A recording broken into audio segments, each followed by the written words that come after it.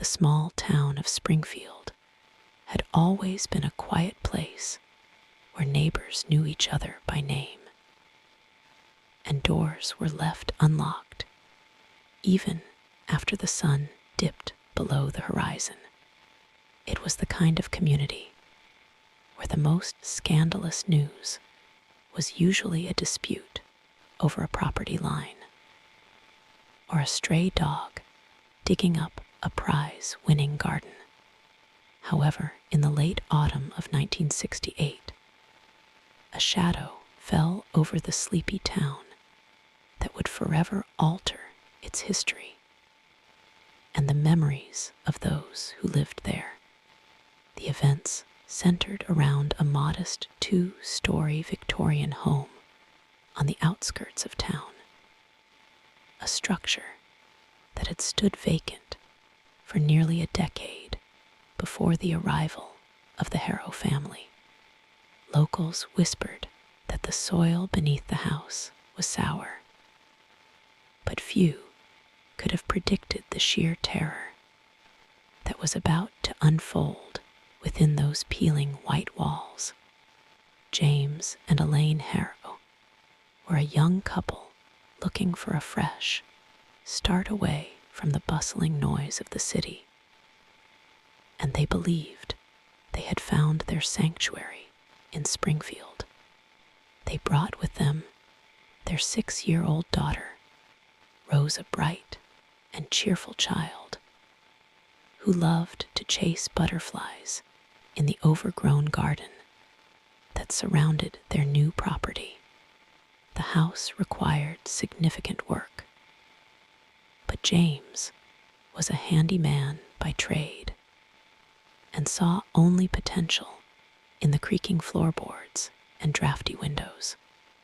Elaine spent her days cleaning layers of dust that had settled over the years, while Rose played in the spacious attic that offered a view of the dense woods bordering the back of the lot. For the first few weeks, life seemed idyllic, and the family settled into a routine that felt both comforting and permanent. The first sign that something was amiss came not with a loud crash or a terrifying scream, but with a subtle shift in the atmosphere that was felt more than seen. Elaine began to notice that the temperature in the house would plummet unexpectedly, even when the furnace was roaring in the basement. She would walk into the kitchen to prepare breakfast, and her breath would mist in the air, as if she had stepped into a walk-in freezer. James dismissed these occurrences as the result of poor insulation and old drafty windows, promising to seal the gaps before winter fully set in. But the cold was distinct and localized, often hovering in the hallway outside the bedroom of young Rose. It was a cold that seemed to penetrate the skin and settle deep within the bones, leaving a feeling of profound unease. As the days grew shorter and the nights longer, the activity within the house began to escalate beyond simple drafts and creaking timbers.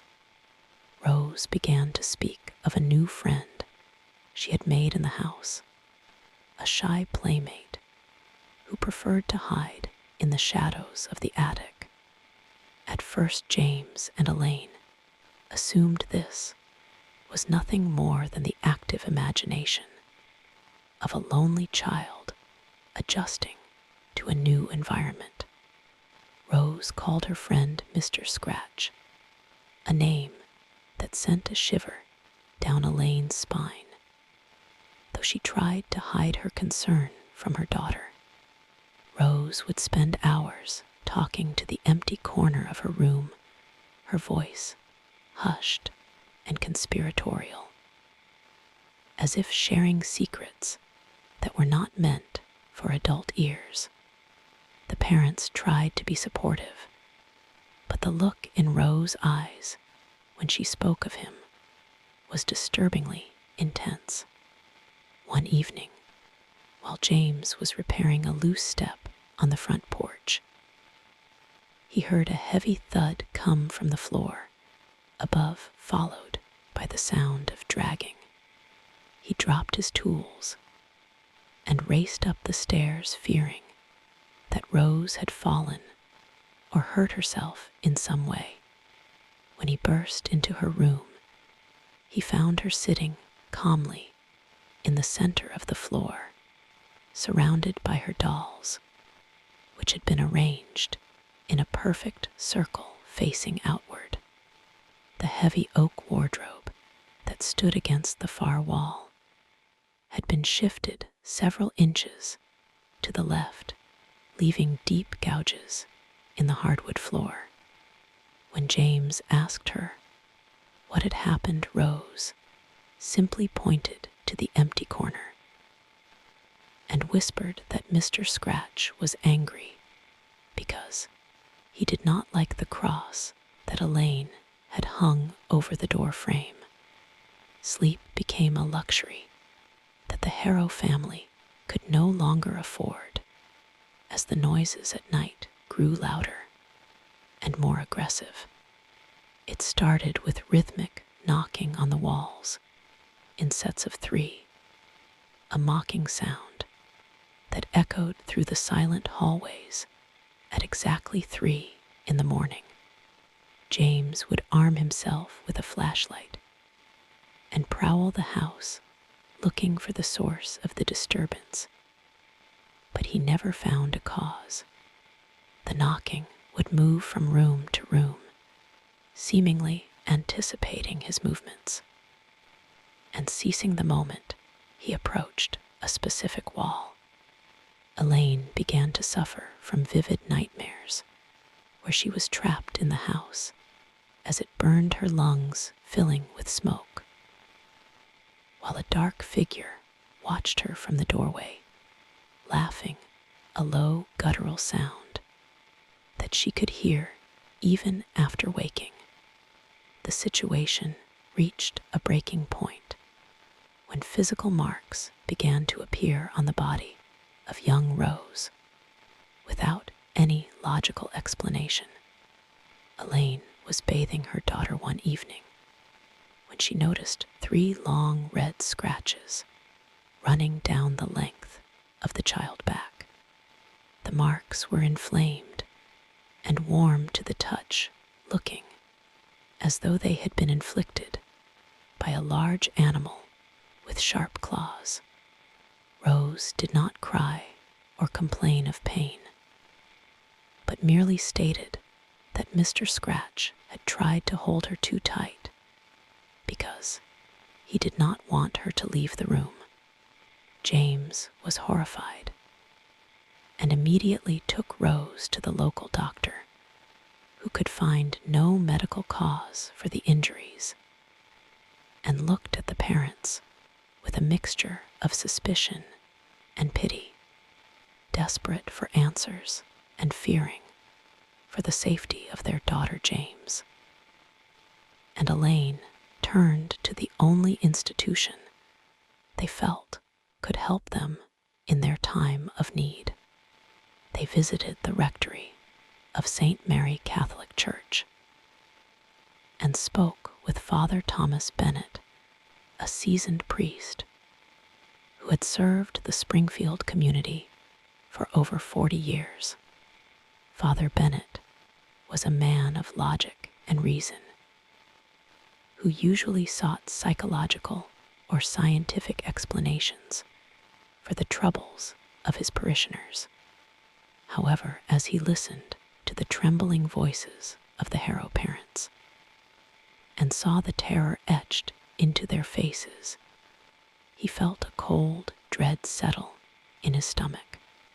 He agreed to visit the home the following evening to perform a simple blessing, hoping to put their minds at ease.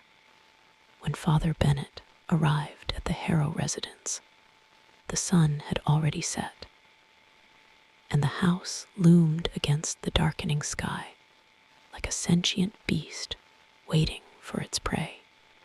The air inside felt heavy and oppressive, carrying a faint scent of sulfur and rotting meat that seemed to emanate from the walls themselves. The priest donned his stole and retrieved a vial of holy water from his satchel, beginning the prayers of blessing in a steady and commanding voice. As he moved from room to room, sprinkling the water and reciting Latin verses, the house seemed to react with hostility.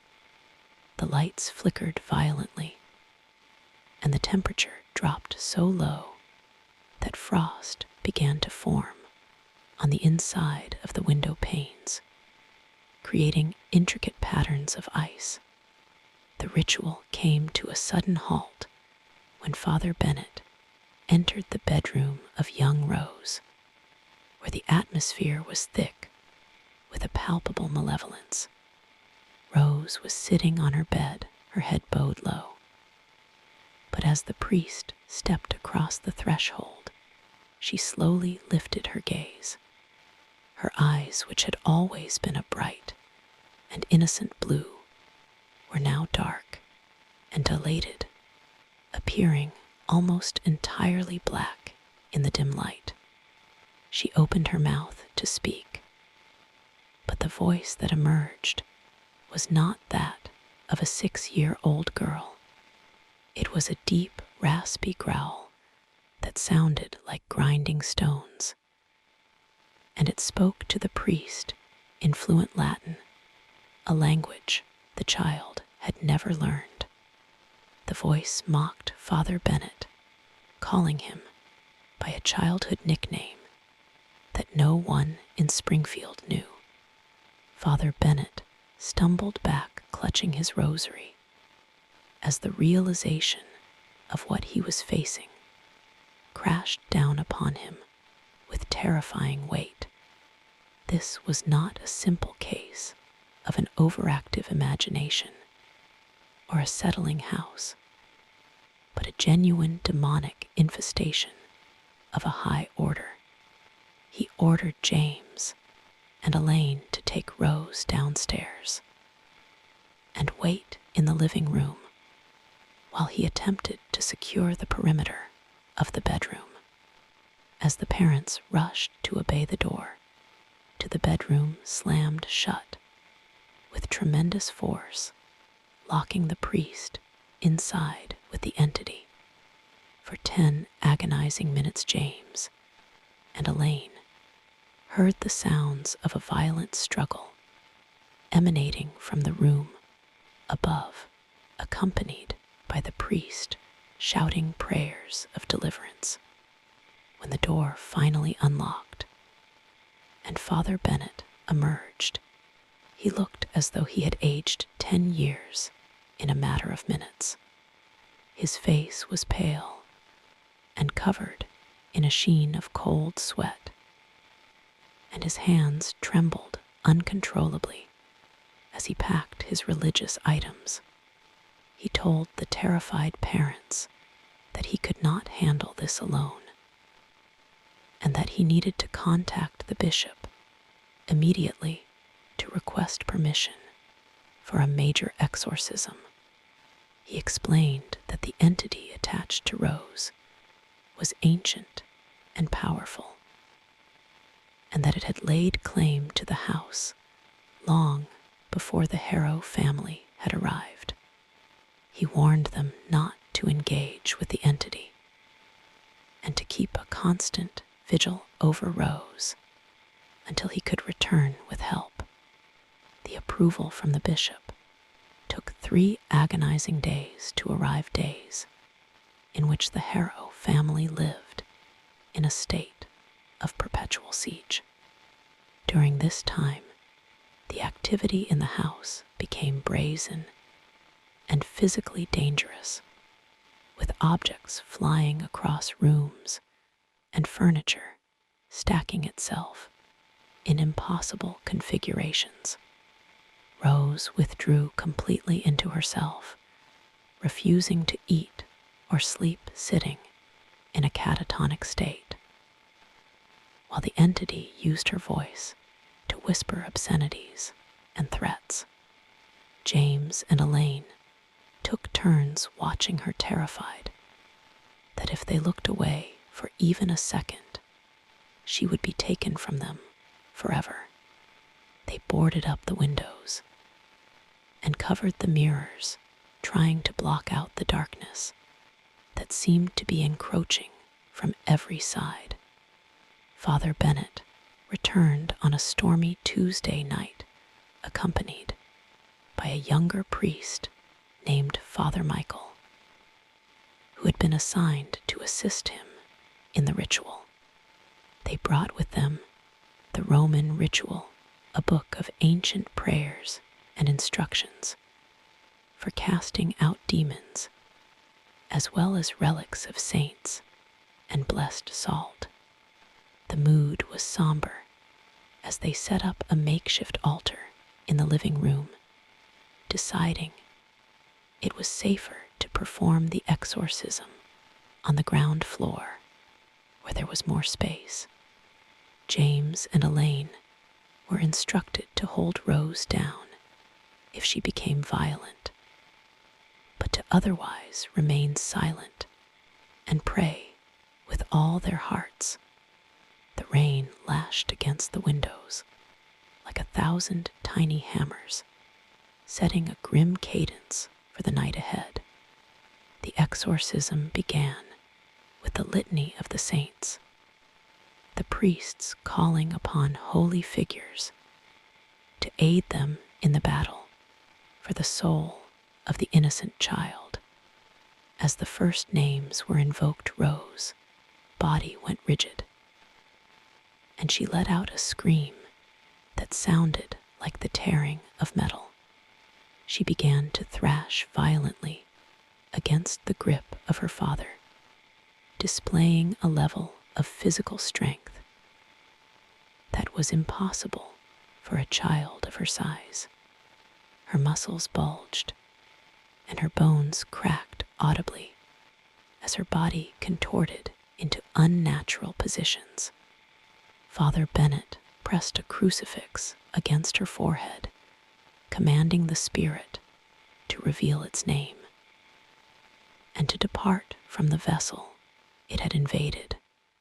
The response from the entity was immediate and terrifying, as the room was suddenly plunged into absolute darkness when the light bulbs shattered simultaneously. The only illumination came from the flickering candles on the altar, casting long dancing shadows that seemed to take on lives of their own. A wind whipped through the closed room, sending papers flying and extinguishing the candles one by one, until Father Michael managed to relight them with shaking hands. The entity laughed, a sound that seemed to come from every corner of the room, at once mocking the priest's attempts to banish it. It began to reveal the sins of everyone present, speaking of secret regrets and hidden shames that they had never voiced to another living soul. Father Bennett remained steadfast, his voice rising above the din of the chaos, as he continued the prayers of the ritual with unwavering conviction. He knew that the entity was trying to break their will, to use their own fears and insecurities against them, to stop the exorcism.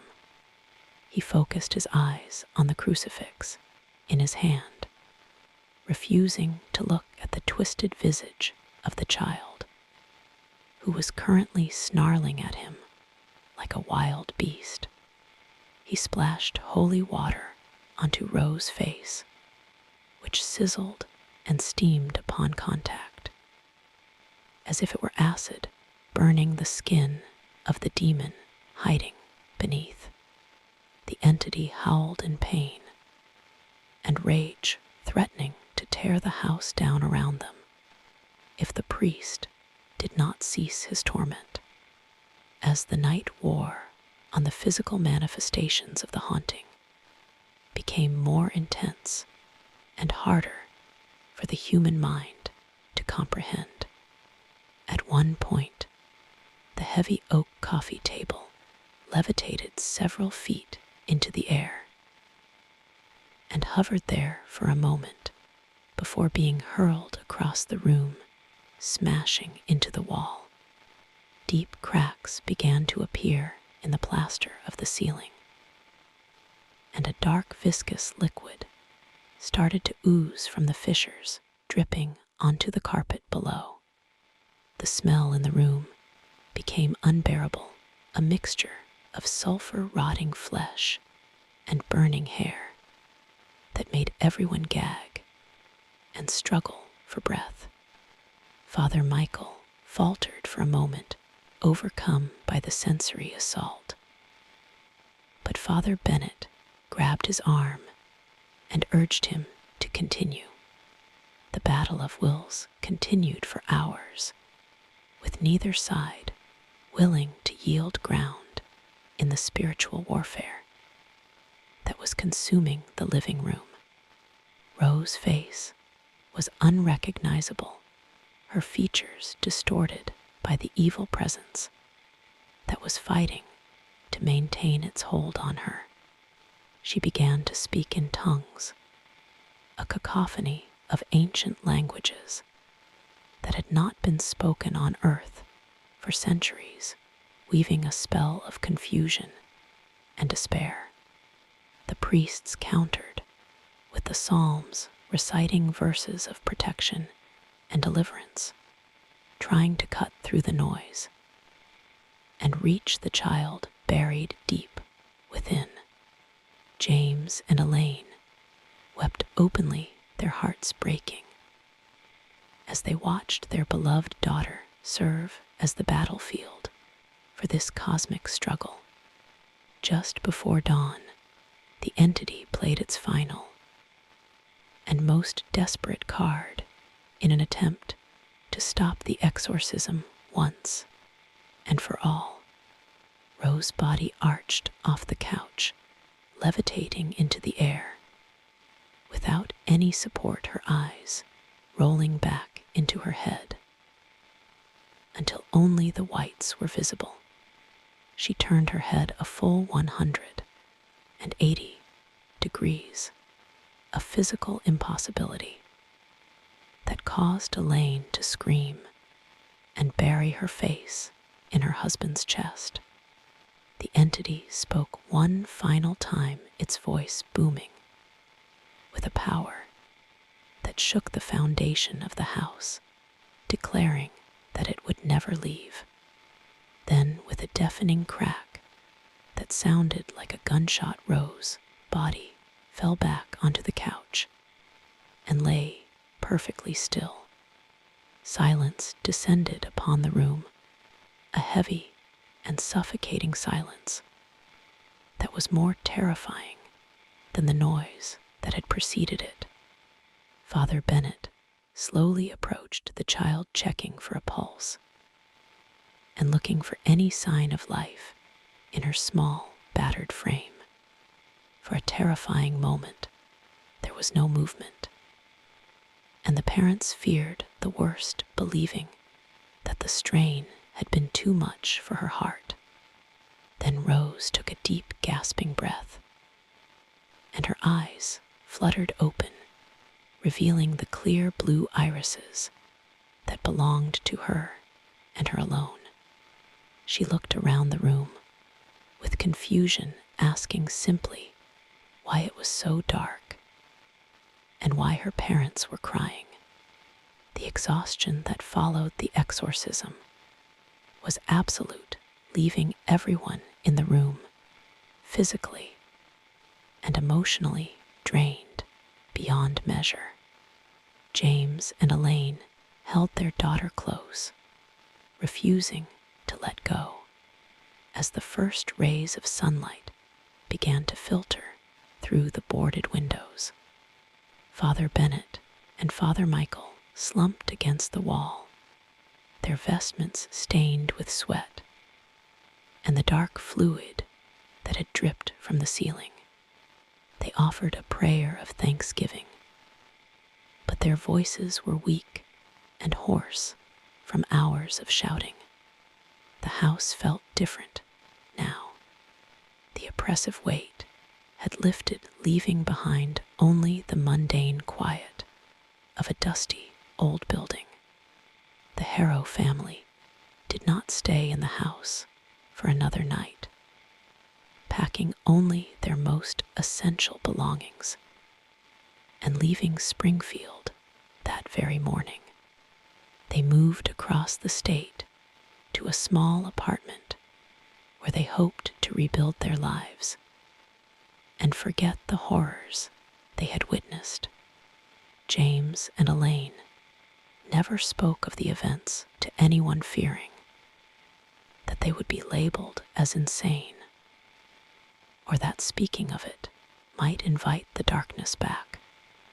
Rose grew up with no memory of the weeks she spent under the control of the entity, remembering only a long bad dream where she was trapped in a cold, dark box. Father Bennett never fully recovered from the ordeal of the Springfield exorcism and retired from active ministry less than a year later. The strain of the night had taken a toll on his heart, and he spent his remaining years in a quiet monastery praying for those who were afflicted by evil.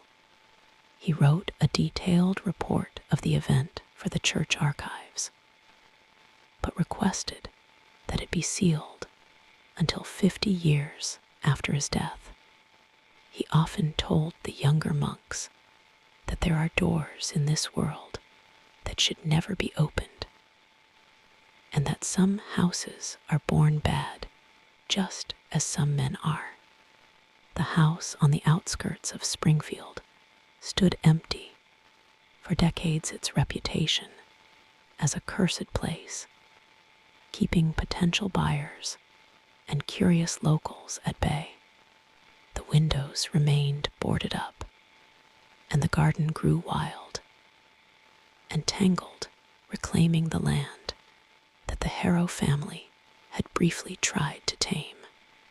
Stories began to circulate among the teenagers of the town, who would dare each other to run up to the porch and touch the front door. They claimed that if you pressed your ear against the wood late at night, you could still hear the sound of a child weeping and a low, guttural voice whispering in a language no one could understand. In the early 1980s, a developer purchased the land with the intention of tearing down the old Victorian home to build a modern subdivision. The demolition crew arrived on a bright summer morning with bulldozers and wrecking balls, ready to erase the dark history of the site. However, as the first machine struck the side of the house, the engine seized and died with a mechanical screech. Workers reported feeling sudden waves of nausea and dizziness when they approached the foundation, and tools would vanish only to reappear in dangerous locations. After 3 days of accidents and equipment failures, the crew refused to work on the site, and the developer was forced to abandon the project. The town of Springfield tried its best to forget the house and the legend of the exorcism, pushing the memories into the dark corners of local history. But the house remained a rotting monument to the fear that had once gripped the community, a scar that refused to heal. On quiet nights, when the wind blew from the north, the older residents would close their windows and turn up their radios, trying to drown out the sounds they imagined were carried on the breeze. They knew that, while the Harrow family had escaped the darkness that lived in that house, had not been destroyed, merely dormant. Paranormal investigators and thrill seekers occasionally visited the town, drawn by the rumors of the Springfield exorcism and the house that defied demolition. They would set up their cameras and audio recorders, hoping to capture evidence of the supernatural, to prove that the stories were true. Most left with nothing but feelings of unease and corrupted data files. But a few claimed to have captured chilling electronic voice phenomena. The recordings always contained the same message, a rasping voice demanding that they leave, followed by the sound of a child laughing in the distance. The legend of the Springfield exorcism became a cautionary tale passed down through generations, a warning that some evils are older and stronger than we can comprehend. It served as a reminder that the line between our world and the next is thinner than we like to believe, and that there are things lurking in the shadows that hunger for our light. The house still stands today, its roof sagging, and its paint gone, watching the town with hollow eyes. It waits patiently for the next family who might be foolish enough to see potential in its rotting frame. As the years turn into decades, the truth of what happened in that house becomes blurred with fiction, creating a mythology that is uniquely American. But for those who were there, for the priest who lost his health, and the parents who lost their innocence, the terror was all too real. They learned that safety is an illusion, and that evil does not need an invitation to enter our lives. It simply needs an opening. And in the dark, quiet hours of the night, when the world is asleep, the entity in the house on the edge of town is still awake, listening and waiting. The modern era has brought new skepticism to the story, with internet sleuths trying to debunk the events as mass hysteria or undiagnosed mental illness. They analyze the old reports and point out inconsistencies, claiming that science can explain away the impossible. Yet none of them are willing to spend a night alone in the house to test their theories.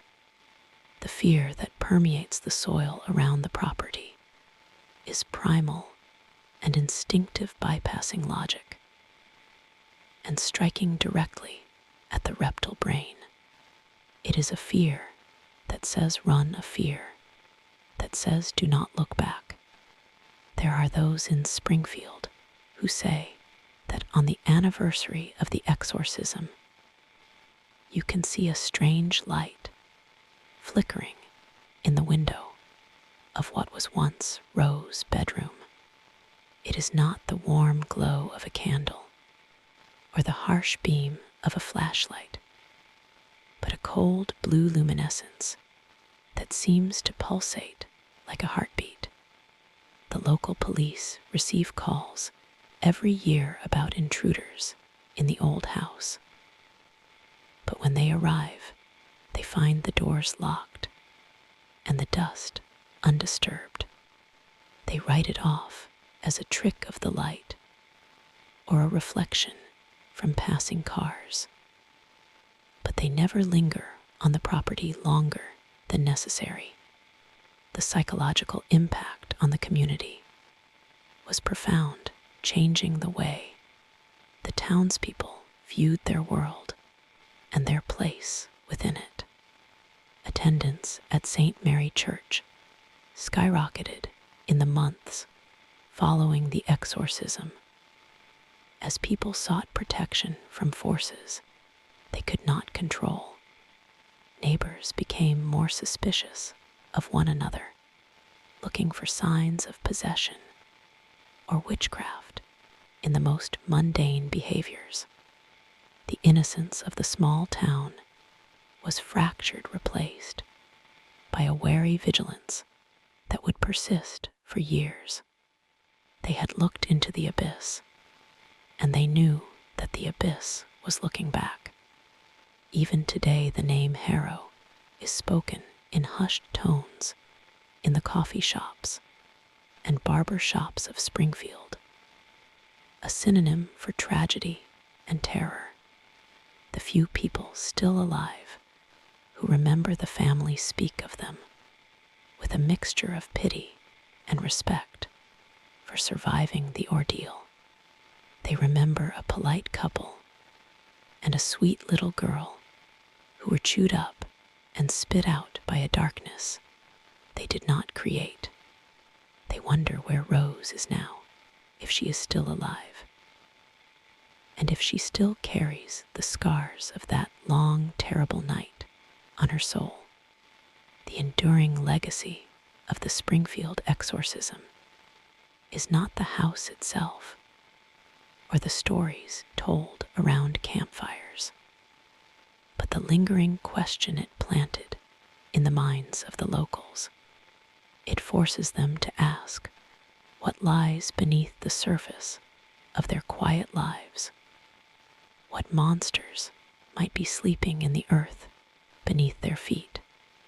It challenges the comfort of their daily reality, suggesting that we are never truly safe, that the walls we build are paper thin. It is a story that refuses to die because it touches on our deepest and most ancient fear, the fear of the unknown.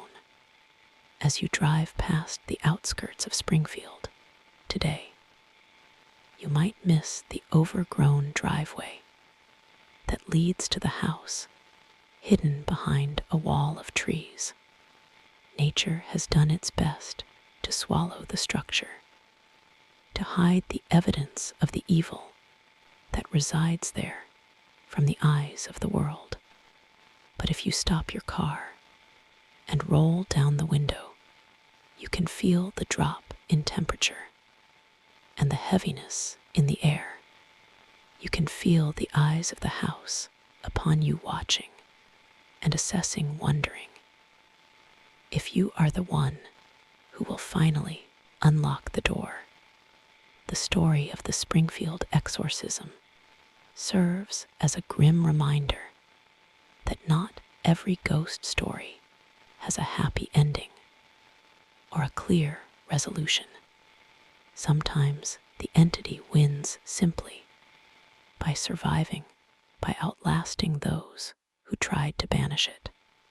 The victory of Father Bennett was temporary, a fleeting moment of relief in a war that has no end. The evil remains patient and eternal, bound to the land, and the timbers of the house waiting for the cycle to begin again. It is a local community fear that has become a permanent part of the landscape. So if you ever find yourself in Springfield and you see a listing for a historic Victorian home at a price that seems too good to be true, keep driving. Do not let the charm of the architecture or the promise of a quiet life lure you into the trap that has been set. remember the Harrow family and the price they paid for their dream home, and heed the warning that the town whispers to the wind. Some doors are meant to remain closed, and some houses are not meant for the living. The darkness that dwells in Springfield is not unique, for every town has its secrets and its shadows that stretch long in the evening light. But the intensity of what happened in 1968 set it apart, creating a focal point for supernatural energy that continues to draw attention. It is a black mark on the map, a coordinate of fear that pulses with a dark rhythm. And as long as the house stands, the story will continue written in the cold drafts and the creaking floorboards of a home that hates. Ultimately, the Springfield exorcism is more than just a ghost story. It is a testament to the fragility of the human spirit and the power of faith. It shows us that even in the face of absolute terror, there is the capacity for courage and sacrifice. But it also teaches us that courage is not always enough, that sometimes the darkness is too deep to be fully conquered. It leaves us with the chilling thought that while we may walk in the light, there are always shadows waiting just beyond the reach of our vision.